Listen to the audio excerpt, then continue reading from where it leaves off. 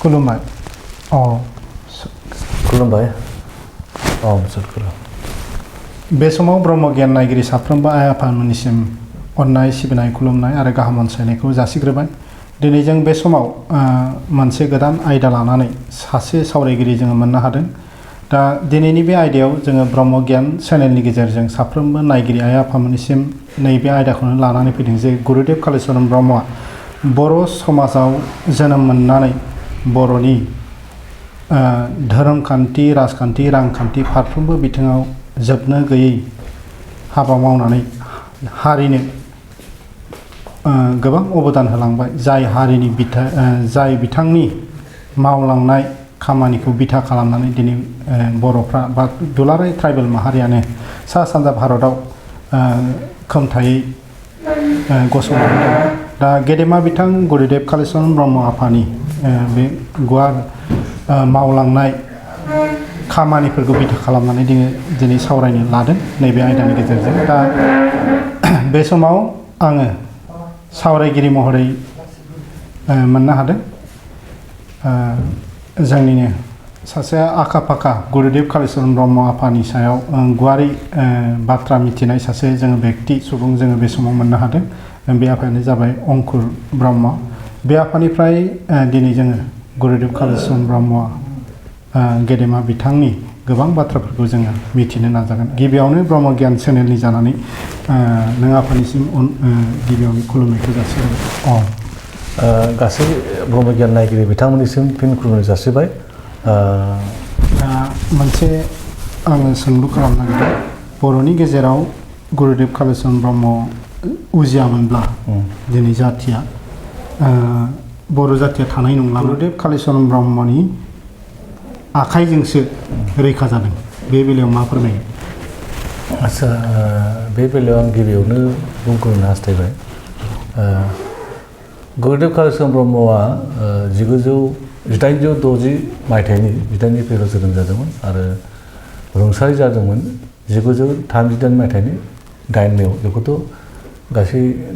रायजो राजा बिथांमोना मिथिखाबाय आरो हयथ' बेखौ जारिमिनावबो मोनबाय। गुरुदेवनि बिफानि मुङा खौलामेस आरो बिमानि मुङा रांदेनिमेसमोन। गुरुदेवा बै समनि गवालपारा जिल्ला एबा आथिखालनि क'क्राझार जिल्लानि सिङाव थानाय परबतझार हालामनि काजिगामियाव जोनोम मोन्दोंमोन। जोनोम मोननायनि उनाव प्राइमारि स्टेजाव गिबि सोलोंथाइखौ लादोंमोन। जों जारिमिनाव फरायनानै मोननाय मथेब्ला दतमा खाथिनि फुथिमारि गामियावनो गिबि फरायजेनदोंमोन। बेनि उनावहाय गुरुदेवा एसेबां माने गोजौ थाखोनि फरायनायखौ लानो हायाखै, सोलोंथाइखौ लानो हायाखै। दा बे हिसाबै माने बेनि उनावहाय गुरुदेवा हाबा जाबाय। हाबा जानानै संसार जाबाय, गथ' गथाय खांबाय। गिबियावनो बेखौनो बुंनानै लाग्रोनांगोन जों, गुरुदेवा जिहेथु बर'नि रांखान्थि, राजखान्थि, समाजखान्थि, धोरोमखान्थि आरो सोलोंथाइ खान्थि बेफोर गासैबो खान्थियावहाय गुरुदेवा खामानि मावदोंमोन। दा गुरुदेवा जोनोम जानायनि आगोलनि बाथ्राखौ रायखाङोब्ला गुरुदेवा माने जे समाव जोनोम जादोंमोन बे समाव एसे बर'फोरनि रायजो जानायनि अबस्थाया थासारिया मोजां नङामोन। बेखौ जों जारिमिननिफ्राय मिथिदों आरोखि। आच्चा, जोंहाथ' बर'फ्रा गोदो गोदायनिफ्रायनो जों जारिमिना मोनासय हायै समनिफ्रायनो हयथ'बा बर'नि गेजेराव राजा दंमोन, रानि दंमोन, बिर जोहोलावजोफोर दंमोन। मख'जाथावदि माने जों जारिमिनाव फरायनानै मोननाय मथेब्ला राजा कृष्ण चन्द्रआ बर'नि राजा मोनदों। बेनि उनावहाय राजा गबिन्द चन्द्रआबो बर'नि राजा मोनदों होननानै बिदि जों जारिमिनाव मोनदों आरोखि। बेनिफ्राय तुलाराम सान्दिगायखौ रायखांबाय। औ, बेनि उनावहाय बर'फोरनि गेजेराव जेनेबा सिखना जोहोलाव, सोमदोन जोहोलाव, बासिराम जोहोलाव, बेनिफ्राय बर' आइजोफोरनि गेजेराव बर' बिर जोहोलावजोफोरनि गेजेराव जेनेबा थेंफाख्रि, गाम्बारि सिख्ला, बिरगोस्रि बेबायदिखौ जों खुगा खुगा खोनाबोनो मोनबोदों आरोखि। एसे एनै लिरनायबो जों मोनबोदों। दा बर'नि जोबथा राजायाथ' जारिमिन बायदिब्ला तुलाराम सान्दिगायानो जाबाय। माबाया राजा गबिन्द चन्द्रआनो जाबाय। बेनिफ्राय फैदो तुलाराम सान्थ्रिखाया 1854 मायथाइसिम काछार जिल्लाखौ बेंनो मोनबावदोंमोननो होमबा 1854 मायथाइयावहाय तुलाराम सान्थ्रिखाया रुंसारि जाबाय तुलाराम सान्थ्रिखाया रुंसारि जानायनि 6 बोसोरनि उनावनो अर्थात 1860 मायथाइयावनो गुरुदेवा जोनोम जाबाय होमबा 6 बोसोरल'सो डिफारेन्स जाबाय ना 6 बोसोरल'नो गेप जाबाय बे समनि गेजेराव बर' हारिनि गेजेराव रावबो राजा रानि बिर जोहोलावजो गैलामोन बिर जोहोलाव बा बिर जोहोलावजोफोर गैलामोन आरोखि अब्ला बर'फोरनि गेजेराव जों एसे स्टाडि खालामनानै नायोब्ला नुनो मोनो जे गुरुदेवानो बर'फोरनि बै समाव माने देरसिन दैदेनगिरिमोन होननानैबो बुंजायोसै आरोखि बे हिसाबै जों साननो हायो दा बेनि गेजेराव बर'फोरनि गुरुदेवनि एसे आगोल समनिफ्राय तुलाराम सान्थ्रिखायनि उनावहाय रावबो बर'नि गेजेराव दैदेनगिरि गैलामोन होननानै साननो हायो आरोखि जों बेबायदि हिसाबै जों स्टाडि खालामना फैयोब्ला गतिके गुरुदेवनि आखायावहाय बर' समाजखौ दैदेननाय हाबाफारिया निस्सय माने मोनसे सम फैदों आरोखि समाजनि थाखाय मावनायनि मोनसे सम फैदों दा आं दहाय एसे आगोल बुंखानाय बायदिनो जे बर'फोरनि थासारिया मोजां नङामोन मानो मोजां नङामोन होनना बुङोबा जों खोनानो मोनो जे गवालपारा जिल्लानि हेड अफिसा धुब्रि माने मोनसे जिल्लानि गवालपारा जिल्लानि हेड अफिसा डिसि अफिसा धुब्रियावमोन आरोखि दा जे परबजरानिफ्राय बा ओरैहाय जोंनि खाथि खाला जेनेबा क'क्राझार गसाइगाव बिजनि बासुगाव हल्टुगाव बे ओनसोलनि इभेनकि ओरै साउथ बेंगल गवालपारा थिंजायनियाबो अफिसनि हाबा मावनो थाखाय धुब्रियाव फैयोमोननो दा बे धुब्रियाव फैनाय समावहाय बर'फ्रा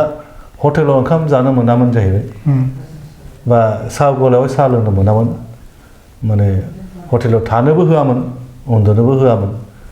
दा बेबायदि अबस्थायाव माने दंमोन आरोखि बर'फ्रा दा बै समावथ' बिदि एभेलेबेल हयथ'बा हटेलबो गैयामोन जानो हागौ दा जों खोनानो मोनो जे धुब्रियाव अफिसनि हाबा मावनायनि उनाव गावबा गावनि न'आव फैफिननो हायामोन खारन बर'फोरनि न'आ धुब्रिनिफ्राय एसे गोजानाव जायो आरोखि दा बिदियावहाय लामा सामायावनो उन्दुनानै थानांदोंमोन होननानै जों खोनादों आरोखि बे आरोखि माने गोदो गोदायनिफ्रायनो बर'फ्रा ट्राइबेल हिसाबै नासयजादों मुगैजादों दा बेयावहाय मुगैजानायनि खारनफोर माबाफोर थानो हागौ बेखौबो एसे दा बेवहाय मोनसे जों अनुमान खालामनो हाबाय जे दा बै समाव जिहेतु बर'फोरखौ मुगैदोंमोन हयथ'बा बर'फोरनि थानाय जानाय बा न'खरनि माने थासारिया मोजां नङामोन होननानै बिदिनो जों मिथिबोदों आरोखि खारन बर'फोरनाव मोनसे गाज्रि हुदाखौनो होननानै बुंनांसिगोन गावनि जिउ खांनायजों लोगोसे जेनेबा जौ सावनायाबो मोनसे हुदा बायदि जानानै थादों आरोखि दा ओरैनो जौ सावनाय हुदा दंखायो नालाय अमाबो फिबाय दा अमा फिनाया हयथ' उसुबिदा नङामोन आथिखालावबो अमाखौ फियो न' दाउट खिन्थु बै समाव जों खोनादों बे जेराव अमा फियो बाहायनो सेरावनो जौबो सङोमोन प्लास जानाय लोंनायनि संनाय खावनायखौ बे खाथियावनो खालामोमोन जाहैदों आरोखि दानि बायदि गिदिर बिल्डिं हयथ' गैयामोन जानो हागौ आरोखि बै समावहाय फिसा न' बा एसे खम एक'मडेसननि गेजेराव थायोमोन बे हिसाबै हयथ' साब सिखोन नङामोन खोमा खाथियावनो अमाबो फिबाय जौखौबो संनाय खावनायखौ बेयावनो खालामबाय दा बेबायदि हिसाबै गुबुन हारिनि मानसिफ्रा हयथ'बा मुगैयोमोन जानो हागौ आरोखि समाज बिथिङाव बर'नि बै समनि समाज बिथिङा जोबोद गोग्लैसोनायमोन बेवहाय बर'नाव माखासे गाज्रि हुदाफोरा जेरै दंबायोमोन जौ लोंनाय बांद्राय गाला गिला थानाय लेथ्रा लेथ्रि थानाय बेनि अनगायैबो बर'नि गेजेराव माखासे अगेन हुदाफोर दंमोन दा बेखौ नोंथांनि मिथिनायाव माबायदि अगेन हुदाया नैबेखौ मख'नांगोनबो जों जिहेतु जों खोनानो मोननाय मथेब्ला गोदो बे उन्दै बैसोआव हाबा जानाय बे खान्थियाबो दङमोन होनदों बेनिफ्राय जेनेबा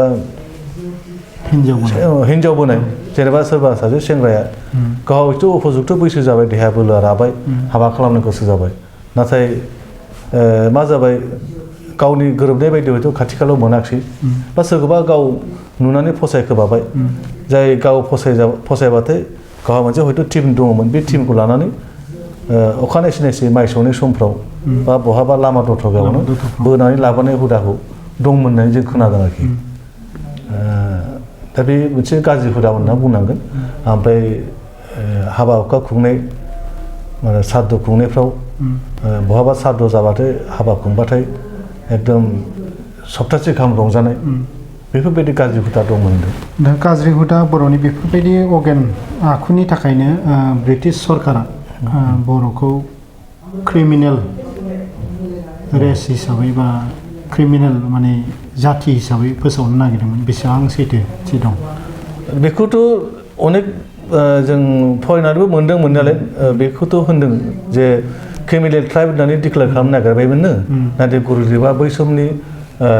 डिपुटि कमिशनारखौ बुंनानै जे बेखौ उइथड्र खालामनांगौ आरोखि होननानै जे बर'फ्रा क्रिमिनेल ट्राइब नङा जों हयथ'बा बे समावहाय ब्रह्म धोरोमखौ आजावनानै लाखाबायमोन खोमा जे गुरुदेबा बेखौ रायज्लायनो हानाय समाव आरोखि रायज्लायनाय समावहाय हयथ'बा गुरुदेबा ब्रह्म धोरोमखौ आजावनानै लाखाबायमोन बिनि उनावसो हयथ'बा डिसिखौ हरनायनि समा हयथ' फैदों आरोखि दा बे समावनो बे जेब्लानाखि बर'फोरखौ क्रिमिनेल ट्राइब होननानै डिक्लेयार खालामनो नागिरदोंमोन बेहायनो गुरुदेबा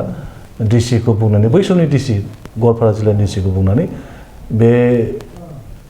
क्रिमिनेल ट्राइब जे डिक्लेयार खालामनाय दं बेखौ उथायना लानांगौ होननानै खावलायदों जिल्लानि साहा बेबायदि आरोखि नुनो मोनबोदों जेनेबा बे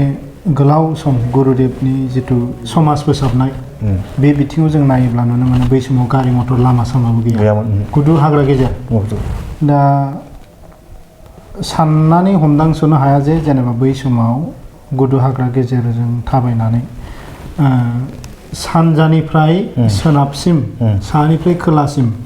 माने बे गुवार ओनसोलाव गिदिंनानै बेंगलफ्रावबो बिथाङा धोरोमखौ फोसावहैदोंमोन। दा बेसेबां माबादि दुखु खस्थ' सैनांदोंमोन बेखौ जोङो साननानै आगोर मोना। बे बिथिङाव नोंथांनि मिथिनाय माबाफोर दा बे बाथ्राया ओरैबायदिबो जानो हागौ जे जों बर' मानसिफ्रा हयथ' बै समावहाय शिक्षा दीक्षायाव बारा गैयामोन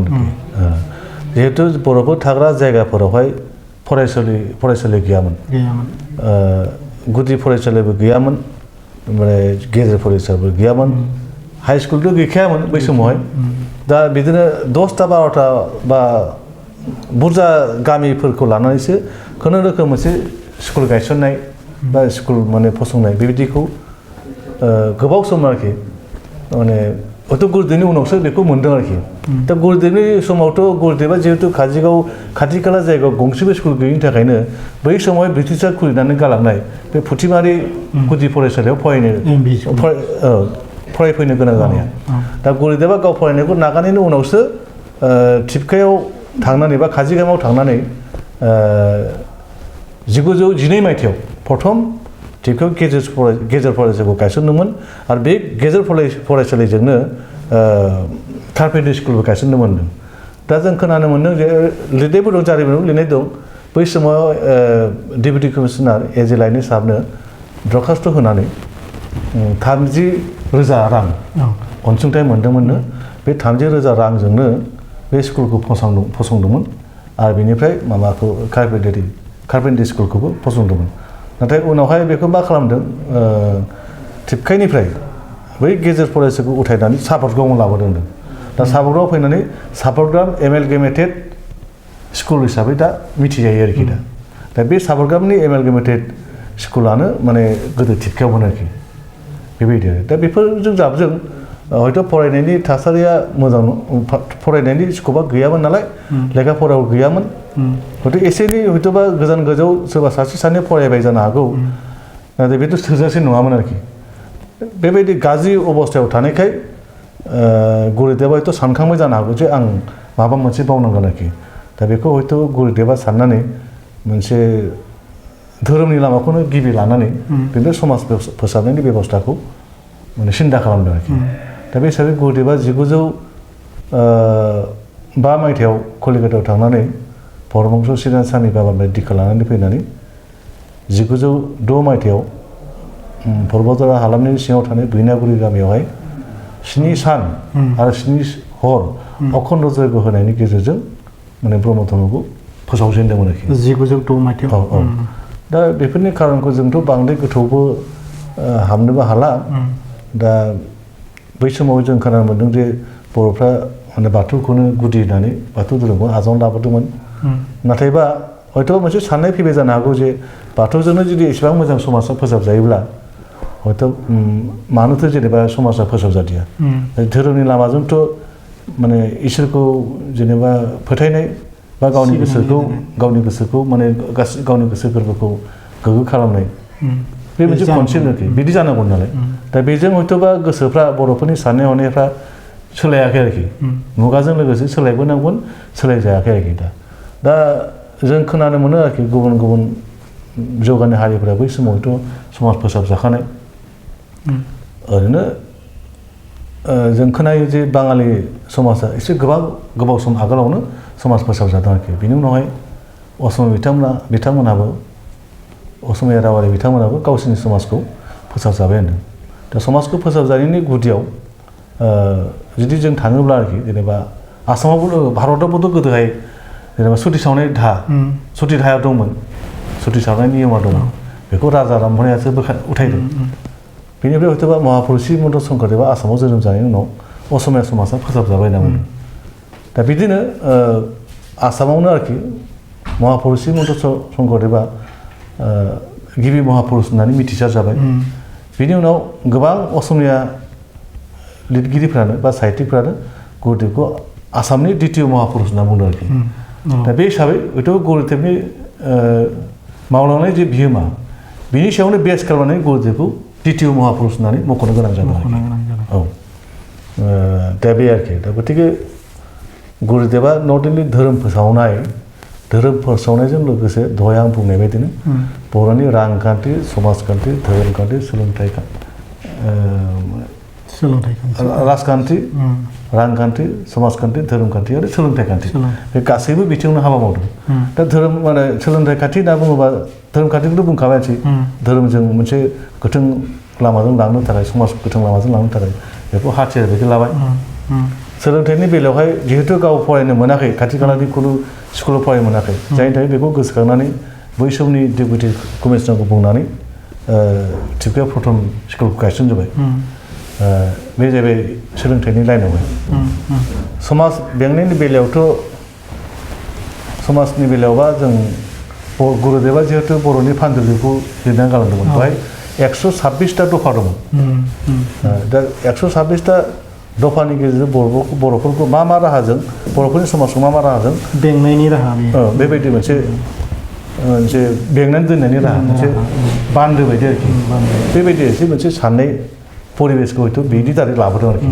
बेजोंनो गोबाव सम बर'फ्रा बर'नि समाजखौ जोङो मिथिनो मोन्दों जेनेबा पान्दुलिपि बर'नि पान्दुलिपि बिजाबनि गेजेरजोंनो एखेबारे गोलाव बे समाव बर' जाथिया दैदेनबोजादों जोबोद गोख्रोङै जेनेबा बै समाव हामानो माबायानो जेनेबा दाउखिबाद माबा माबि बाद बेफोरनि गेजेरजोंनो गुरुदेबा माखासे अगेन आखुनिफ्राय जातिखौ दानो हाबोदों नाथाय आथिखालाव बेफोरनि गोहोमा गैया जालांनायखौ नुनो मोनो बेफोर दा हयथ'बा आथिखालाव ओरैबायदिबो जानो हागौ जे मडार्न स्टेज जाबायथ' माने गुबुन जौगानाय हारिफ्रा मा स्टाइलजों गावबा गावनि न'खरखौ दादों बा समाजखौ दादों बा रायजोखौ सालायदों बा देशखौ सालायदों बेखौबो एसे फल' खालामबाय खोमा आरोखि दा वेस्टार्न कालसाराबो एसे जोंनि गेजेराव आथिखाल गोदान मुगायाव जथेस्थ' प्रभाब गोग्लैबाय दा गोदोनि होनना बुंबाय गोदोनि बायदि मानो सोलिबाय थादों बिदि हयथ' दानि सेंग्रा सिख्लाफ्रा सानो आरोखि ओंखायनो हयथ' बैफोर बाथ्राफोरखौ अनेकानो मिथिया आयेनारि बिथिङावबो गोख्रों जाबाय जोंनि मानसिया जेनेबा सासे हिन्जावखौ जुदि रेप खालामबा बिनि दन्द'आ मा बेबोथ' जोंनि बर'नि फान्दुलिपियाव मख'नाय दंखायोमोन बा सोरबाया सिखाव खावबाय सिखाव खावनायनि दन्द'आ मा बेबो बर'नि फान्दुलिपियाव लिरनाय दंखायोमोन बा सोरबा हिन्जावखौ बोबाय बेनि दन्द'आ मा बेबो दङमोन बा समाजाव गाज्रि आजावजायै खामानिफोरखौ मावोबा मा दाय दन्द' जायो बेफोर गासैबो मख'नाय दंमोन दा बेवहाय बर'नि फान्दुलिपियाव मख'नाय मथेबा दाउखिबाद खौलोबोदबाद फंस्लदबाद अगरतबाद आरो खावालिबाद मोनबा बाद दंमोन दा बे मोनबा बादनि खान्थिफ्रा माने दासिमहालागै हयथ' बबेबा गामिफ्राव हयथ' सोलिलाखोमोन खिन्थु बहाबा हाबा हुखानि बेलायाव बे नियम नितिखौ दाबो मानियो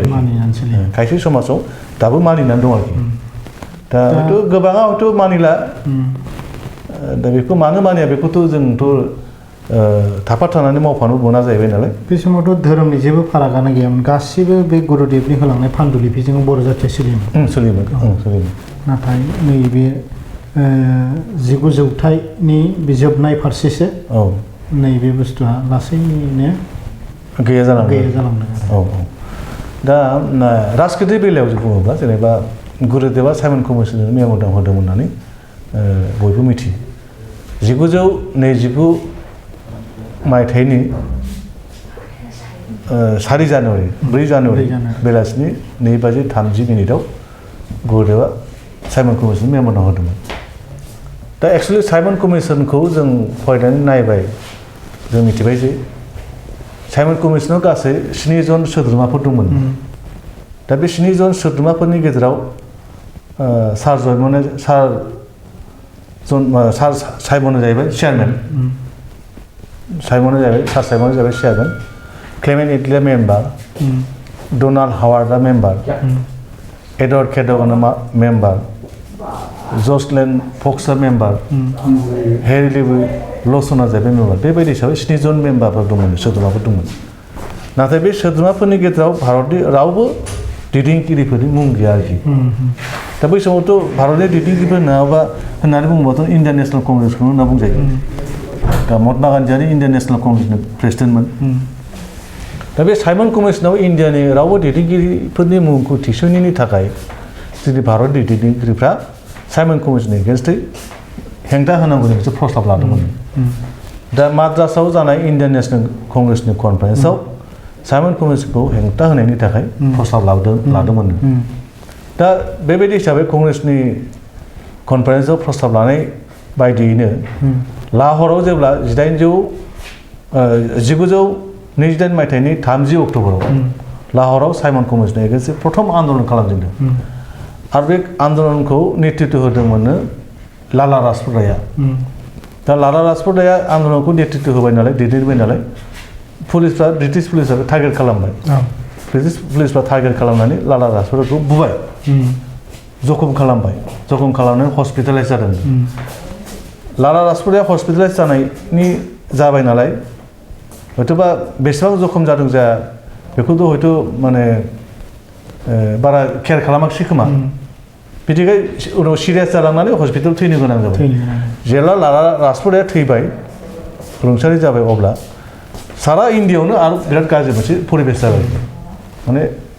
1928 मायथाइनि 30 अक्ट'बरनि बाथ्रा होमबा नभेम्बरनि 17 अक्ट'बरावहाय लाला राजपत रायआ थैनानै सारा इण्डियाआव एकदम हुलस्थुल मोनसे परिबेस जाबाय आरोखि दा सोरखौबा हमबाय जेलाव सोबाय हयथ' सोरखौबा बिराद गाज्रि रोखोमै ब्रिटिश पुलिसआ पानिशमेन्ट होबाय बेबायदि मोनसे गाज्रि मोनसे थासारि जाबाय आरोखि दा बेनिफ्राय 1929 मायथाइनि 4 जानुवारि होनना बुंबा गेजेराव मास मोननैल'सो जाबाय बे दुंदावहाव थासारिनि गेजेराव साइमन कमिसना जेब्लानाखि शिलंआव फैयो बे समावनो गुरुदेबआ शिलंआव थांनानै मेम'रेन्डाम हैदों दा